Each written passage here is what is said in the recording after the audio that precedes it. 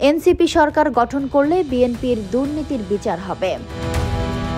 জাতীয় নাগরিক পার্টি এনসিপির মুখ্য সমন্বয়ক নাসির উদ্দিন পাটোয়ারী বলেছেন, তার দল সরকার গঠন করলে বিএনপির দুর্নীতির বিচার হবে। বিএনপি চাঁদাবাজি, মাস্তানি এত বেশি করেছে, এগুলো ক্ষমার অযোগ্য। এগুলো বিচারের সম্মুখীন হতে হবে। আর 2001 থেকে 2006-এ তারা যে দুর্নীতি করেছিল, শেখ হাসিনা এত আকাম করেছিল যে বিএনপির দুর্নীতি ঢাকা পড়ে গিয়েছিল। আমরা যদি সরকার গঠন করি, 2001 থেকে 2006 পর্যন্ত যেই দুর্নীতি করেছিল সেগুলোর বিচার করব। বাংলাদেশে কেউ অপরাধ করে ছাড় পাবে এই মন মানসিকতায় আমরা নেই।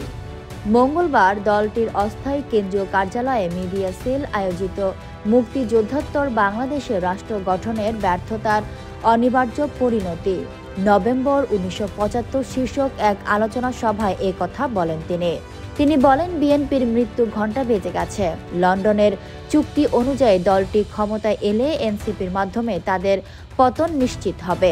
বিএনপি শুধু দুর্নীতিতে চ্যাম্পিয়ন হয়েছে, খালেদা জিয়ার পাশে দুর্নীতিবাজরা ছিল।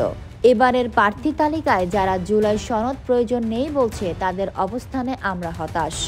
নাসির উদ্দিন পাটোয়ারী বলেন, যদি বিএনপি সংস্কার বাস্তবায়নে এগিয়ে আসে তবে এনসিপি কিছু সুযোগ দিতে রাজি রয়েছে।